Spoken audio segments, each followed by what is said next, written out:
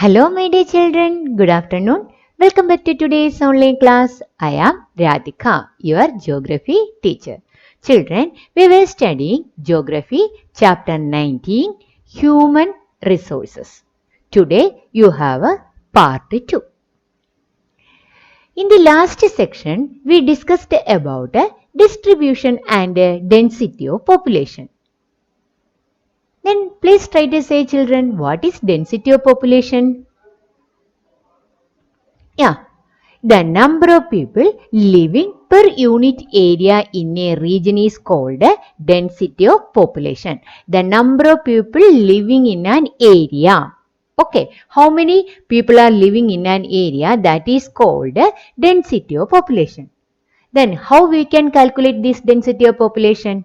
That is, the density of population is equal to total population divided by total area. Okay, then next, the factors which influence the density of population. In some places we can see more population and in some places we can see less population. Then what all other factors will affect the density of population? How many factors are there, children? Yeah, three factors are there. Which all are that? First one, physical factors. Then second, economic factors. Then third, socio-cultural factors. Okay, physical factors. Which all are the physical factors will influence the density of population? Yeah, relief features, soil and climate. Then what all are the economic factors will influence the density of population? Yes, resources, industrial activity and urbanization. These two topics already we discussed. Today I am going to discuss about socio-cultural factors.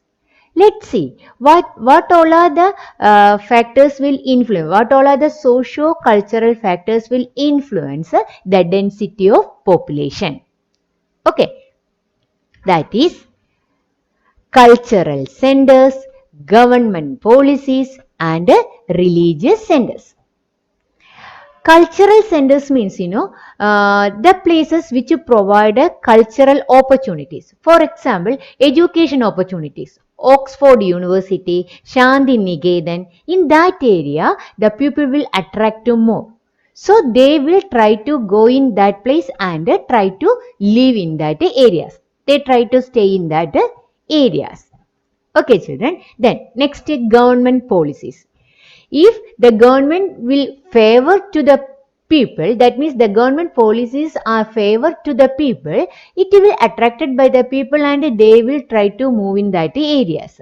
If the government policies are unfavor to the people, means they will go there. No, they will not go in that areas because the government policies are unfavor to the population. That is why government policies also influence the density of population. If the government provide a favorable policy to the people, then we can see there is a dense population. In unfavorable government policy means there we can see less population. Clear, children?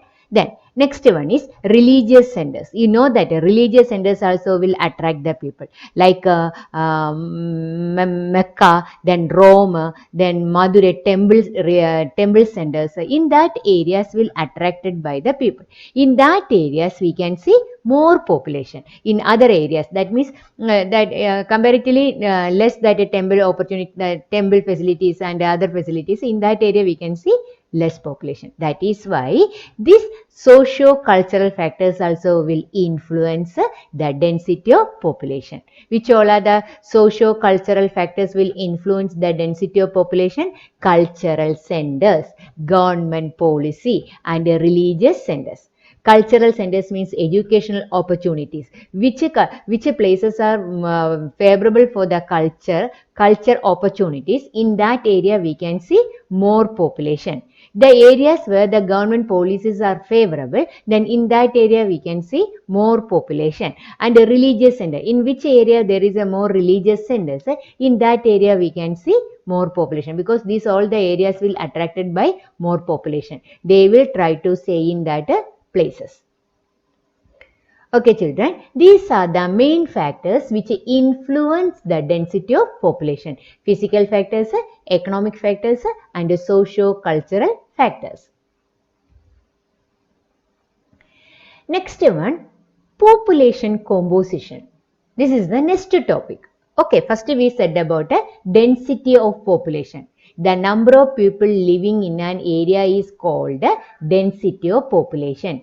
In that density of population will influenced by which all are the factors? The physical factors, economical factors and socio-cultural factors that we completed, and this is the next topic, that is population composition.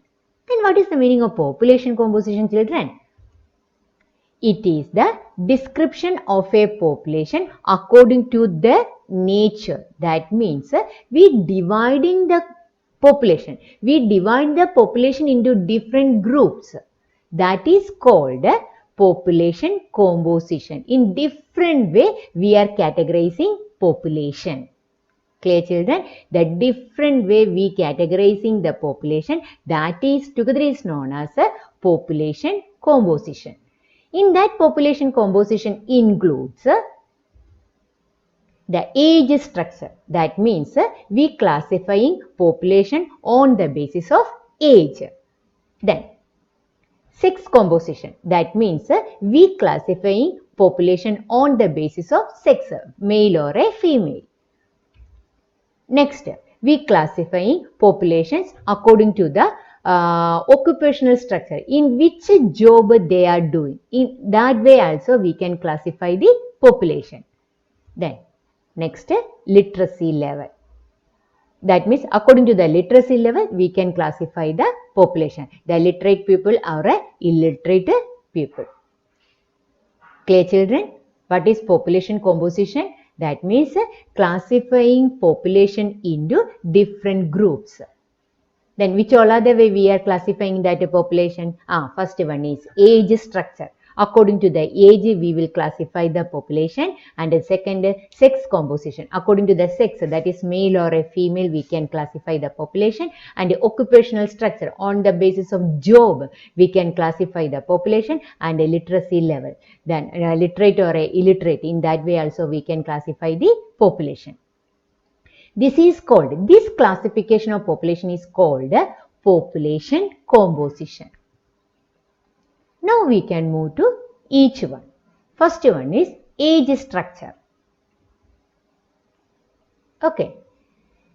Age structure means it explains the percentage of a country's population in different age groups. That means the population we are classifying on the basis of age. You know how many age groups are there? There are 3 age groups. First one, 0 to 14. This is the first group. Okay. Then second, 15 to 64. And third, 65 plus and more. This is the way we classifying population. Okay, children, in which all other way we that is according to the age, what is the division, children? In which way we classifying? 0 to 14. You know, 0 to 14 age groups, and that population are called what? Young or dependent. They are called what, children? 0 to 14 years population are called what? Young or dependent. Dependent means they are depending somebody. That means parents. Okay, they are young and dependent. And 15 to 64, you know, they are called adult or working age. They are earning money. They are doing different type of activities. They are doing different type of jobs. That is come under 15 to 64. Okay. Then next, 16 plus. Those are called older age groups. Okay, children. In which way we classifying the populations on the basis of age? That is young, adult, older age. Then how up to which age we are calling young or dependent? That means 0 to 14. That means you all are come under that first category. That is young or dependent. Okay. Then second, adult. Then which age groups are called adult groups? That means 15 to 64. Then more than 65, those groups are called older age groups. Clear, children? What is age structure? Classifying the population on the basis of different age. 0 to 14, that age groups are called young or a dependent. 15 to 64, those groups are called adult or a working age, and 65 plus are called older age groups. Clear, children? You know, the importance of this age structure, why we classifying populations on the basis of age? Because to understand the stage of development a country has attained. Okay, in which stage, that means what is the role of each age groups? The role of youngers, the role of adult, and the role of older age groups. Okay, that means understand the stages of development, different stages of development. Then second, it give an idea of a working and a dependent population. Then when we calculating this, that time we can see that the which age groups are more in our country. Youngers are more, adults are more, or old age groups are more. That means it gives an idea. It gives an idea of a working and a dependent population. That means young and adult. Okay. Then give a direction to planning and a development works in human resources. According that we can make a planning. In which way we want to divide the resources in our countries. Clear, children? That means the country's resources we want to divide to different people. Then according to the population, this age structure, we can classify, that means we can divide the resources. If more youngers are means most of the resources we want to give for the youngers. Clear, children? The dependent groups, the adult groups are more means that way we can distribute the resources. Clear? Understand the stages of development of a country, and it gives an idea of a working and a dependent population, and it give a direction to planning and a development work in human resources. Clear? Okay. Next one. You know, these old age groups in developed countries, that means in a developed countries, we can see more old age groups. In a developed countries, we can see more old age group members. That means the 65 plus, more people are living in that developed countries. But you know, children, the old age groups in developing countries is less. In a developed countries, old age groups are more. But in a developing countries, old age groups are less. Why, children? In a developed countries that old age groups are more, and developing countries that old age groups are lesser? This is because of why, children? Better health and medical facilities in the developed countries. Better health and medical facilities. This better health and medical facilities we can call together, that is what? Life expectancy. You know what is life expectancy? The number of years a person is like to live. In how many years a person can live? The lifespan of a person is called life expectancy. In a developed countries, life expectancy is more than developing countries. Why in the developed countries that life expectancy is more than the developing countries? Because in the developed countries, there is a better health and medical facilities. Clear, children?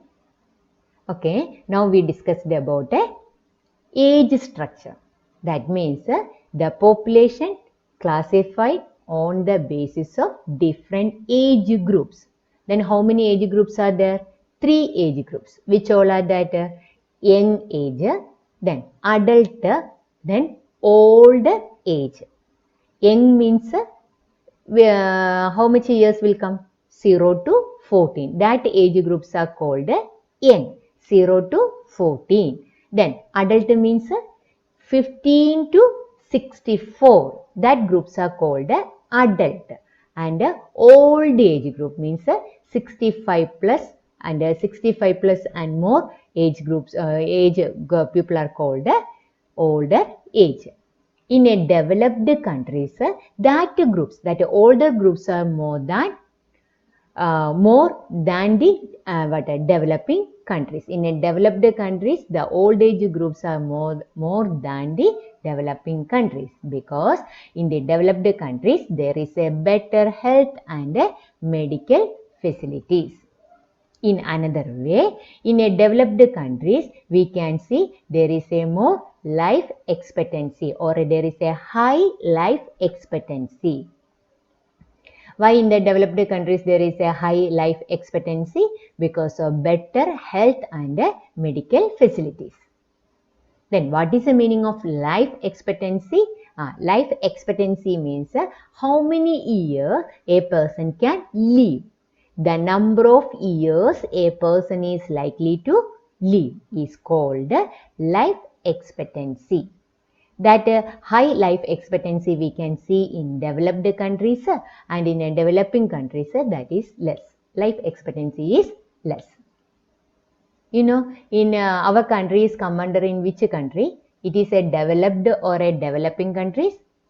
Yes, our country is a developing country. That means in our country that life expectancy is less. Okay. Next one, sex composition. Then what is the meaning of sex composition? It refers to the male-female ratio. That means how many males and how many females are there. This is called sex composition, or percentage of male to female in the total population. Okay, the number of male and female, that is called the ratio of male and female, that is called sex composition. Age structure means the population is classifying on the basis of different age group. Okay, sex composition means the population is classifying on the basis of sex, that means male or a female. Okay. That is sex compositions we are calculating through sex ratio. You know what is the meaning of sex ratio? It is the number of females per 1000 males. Sex ratio means it is the number of females. How many number of females for 1000 males? 1000 male is a constant number. It will not change. For that 1000 males, how many number of females are there? That is called a sex ratio. The number of females per 1000 males. Clear, children?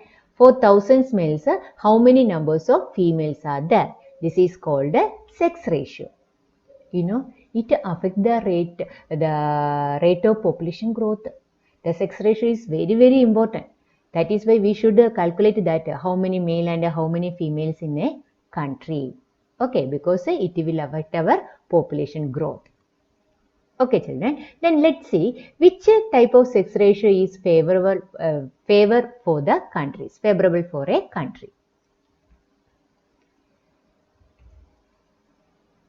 Ratio of 1000. Ratio of, what is the meaning of sex ratio? The number of females per 1000 males.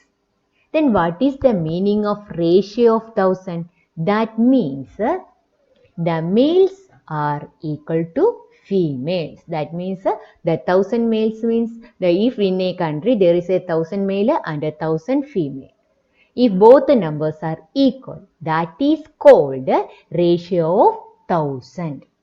Clear, children? What is the meaning of ratio of 1000? That means the number of male and females are equal. Male is equal to female. Okay.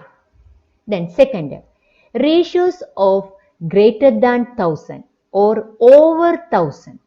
What is the meaning of that ratio of over 1000 or greater than 1000? That means females are more than males. The ratio of 1000 means female is equal to males.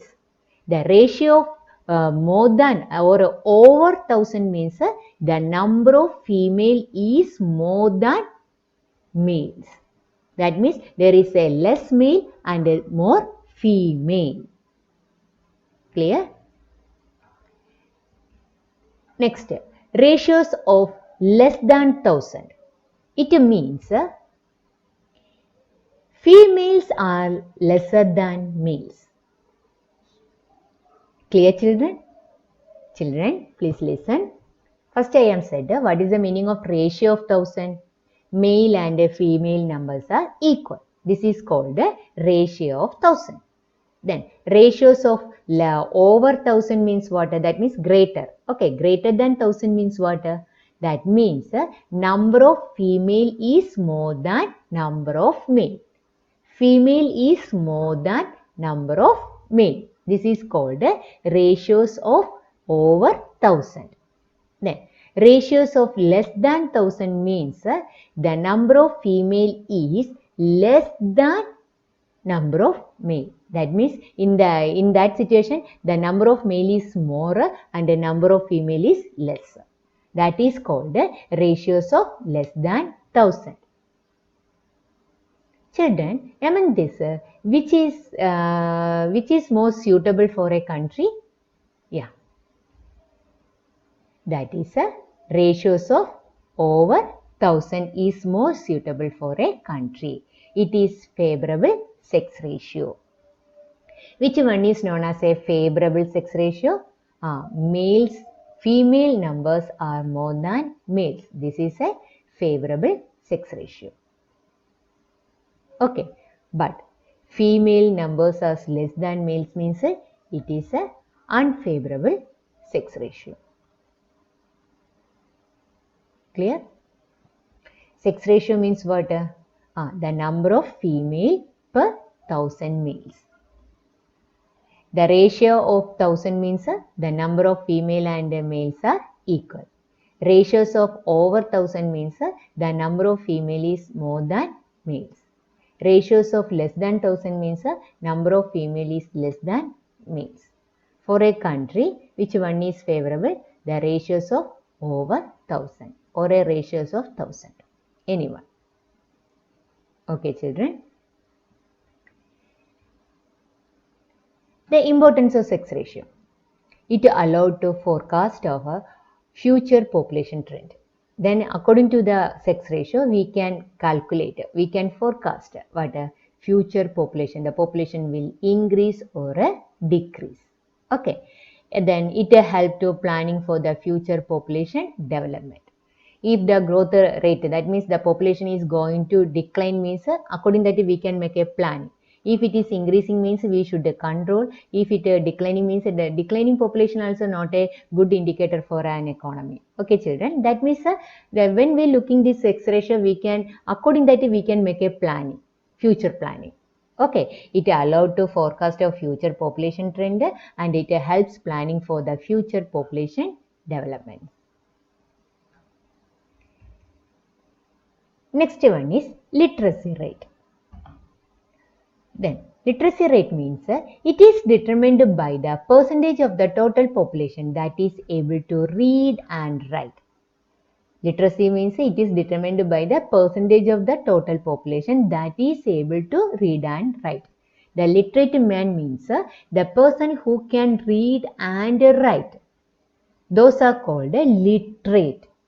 Okay, then literate rate means the percentage of the total population that is able to read and write. Okay. In a developing countries, there is one comparison is there, children. Developing and developed countries. Developing and developed countries, that literacy rate.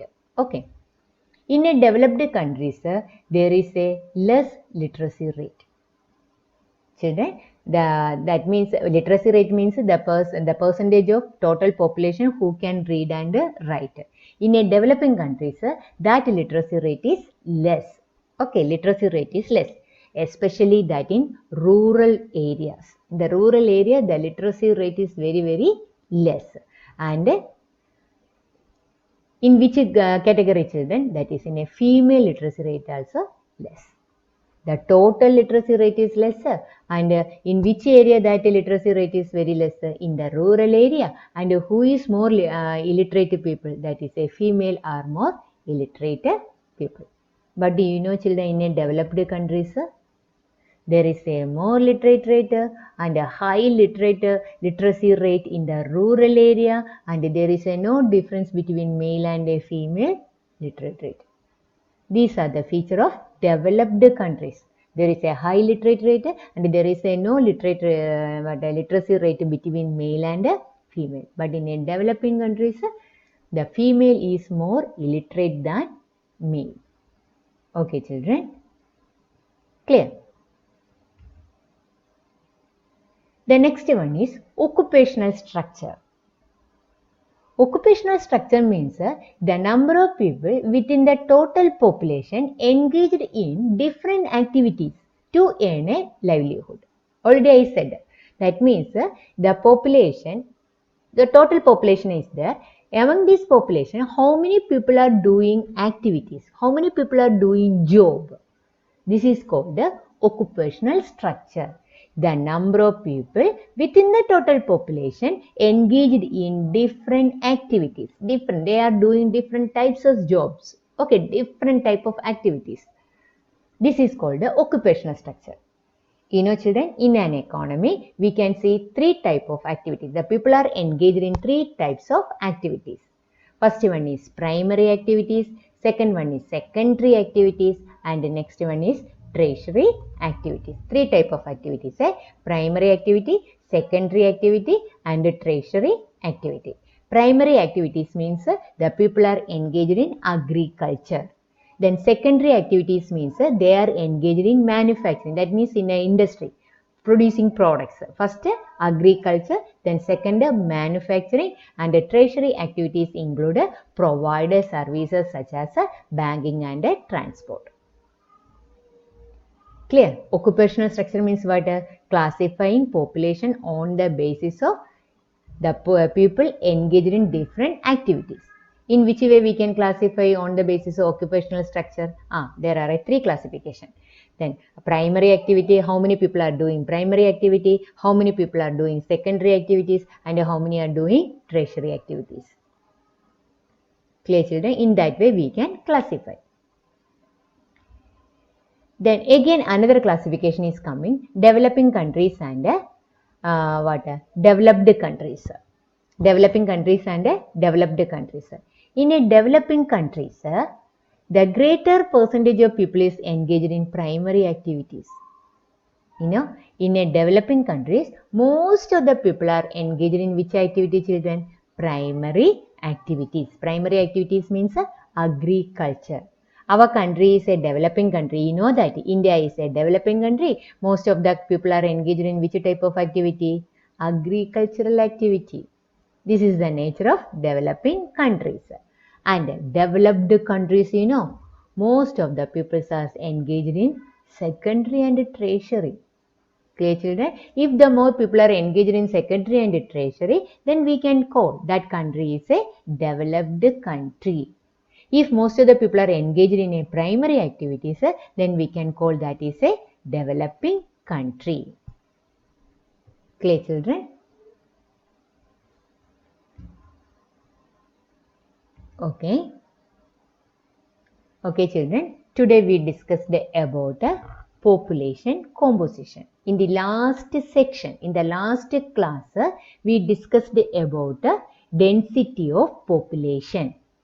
The number of people living in an area is called density of population. And that density of population will influenced by physical factors, economical factors, and socio-cultural factors. Okay, then second topic is population composition. Population composition means the classifying population into different groups. Then how many types of groups we can classify the population? On the basis of age, on the basis of sex, on the basis of occupation, on the basis of literacy rate. Clear? On the basis of age, population can be classified into three. That is younger group, adult group and old age group. Younger means the age between 0 to 14. Then adult means 15 to 64. Then old age group means 65 plus and more age group. Okay, then after we discussed about sex ratio. Sex ratio means the number of female per 1000 males. Clear? The ratio of 1000 means the number of male and female are equal. The ratios of greater than 1000 means the number of female is greater than number of male. The ratios of less than 1000 means the number of female is less than the number of female. Clear? Then after we discussed about literacy rate. Literacy rate means among the population how many can read and write. This is called literacy rate. Then after we discussed about occupational structure. The population we can classify on the basis of the different economic activity which the people are engaged. Then in an economy we can see three type of activities. Which all are that three type of activities? Primary activities, secondary activities, tertiary activities. Primary means agriculture, secondary means manufacturing and tertiary means that is a service, provide services. If the country, that means in a country, if more people are engaged in primary activities, in that country we can see which type of development? That is a less development, or that country is called a developing country. The country where the people are engaged, most of the people are engaged in secondary and tertiary activities. In that country, which type of development we can see? There is a higher development, or that country is called a developed country. Clear, children? Okay, children. I am going to stop here. See you next time. Thank you.